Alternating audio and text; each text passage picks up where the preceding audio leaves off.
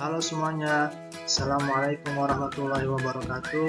Kembali lagi bersama saya, Maliki Nurdin Arifin dari mahasiswa Universitas Pelita Bangsa, Prodi Arsitektur. Di sini saya akan menjelaskan tentang apa sih itu perencanaan dan perancangan. Next, kita lanjut saja ke slide berikutnya.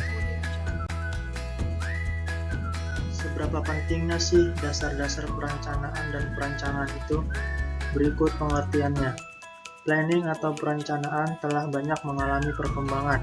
Istilah plan atau rencana selalu diasosiasikan dengan segala sesuatu yang merupakan hasil arsitek atau insinyur yang terwujud dalam bentuk gambar ataupun peta. Terminologi perencanaan selalu dikaitkan dengan perancangan.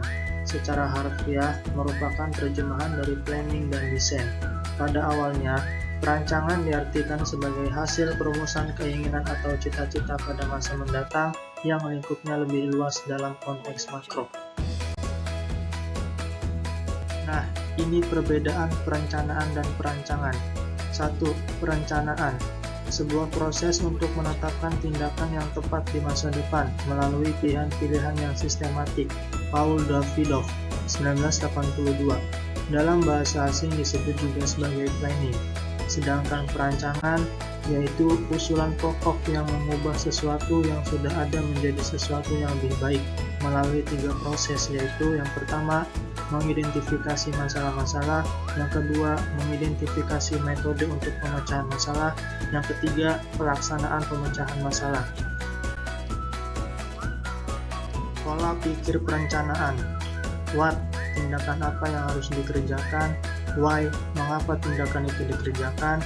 Where, di mana tindakan itu dilaksanakan. When, kapan tindakan itu dilaksanakan. Who, siapa yang akan mengerjakan.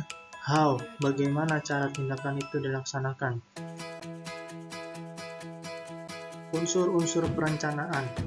Yang pertama, unsur tujuan, yaitu perumusan yang lebih jelas dan lebih terperinci mengenai tujuan yang telah diterapkan untuk mencapai. Yang kedua, unsur kebijaksanaan, yaitu metode atau cara jalan untuk mencapai tujuan yang hendak dicapai, yang termasuk sub B ini hanya garis-garis besarnya saja. 3. Unsur prosedur.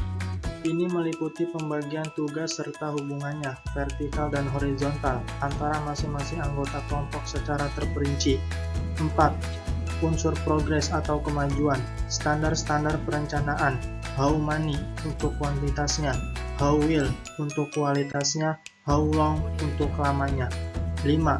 Unsur program, menyimpulkan rencana keseluruhannya sehingga merupakan kesatuan rencana yang mengandung urutan-urutan sekuen pentingnya macam-macam proyek daripada perencanaan tersebut.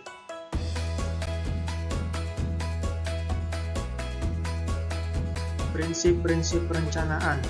1. Kontinuitas. Perencanaan harus dipersiapkan untuk tindakan terus-menerus dan kesinambungan yang berdasarkan evaluasi dan adaptasi terhadap segala perubahan yang terjadi. 2. Berdasarkan fakta dan perkiraan situasi. Perlu data-data pendukung guna membuat suatu perencanaan sehingga rencana bisa dilakukan dengan baik. 3. Futuristik.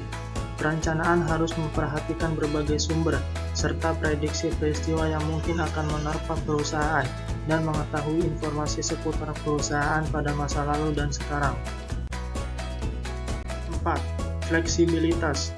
Perencanaan mudah diakomodasikan dengan berbagai kondisi yang baru dan perubahan-perubahan masa depan yang belum diketahui waktu memulai perencanaan.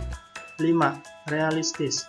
Perencanaan harus realistis dalam mencapai target yang ditentukan dengan mempertimbangkan berbagai sarana pendukung yang ada.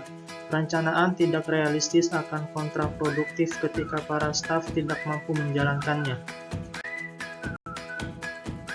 Nah, dari materi tersebut yang tadi saya bacakan, yaitu perencanaan akan menghasilkan rencana, sedangkan perancangan akan menghasilkan rancangan. Kalau secara hierarkinya perencanaan dulu baru dibuat perancangannya, biasanya perencanaan itu lebih ditujukan untuk skala yang besar makro, sedangkan perancangan itu terkait bagian kecil mikro dari perencanaannya. Oke, thank you very much. Apabila ada yang salah dari segi penyampaiannya, mohon maaf. See you next time. Sampai ketemu lagi di materi berikutnya. Wassalamualaikum warahmatullahi wabarakatuh.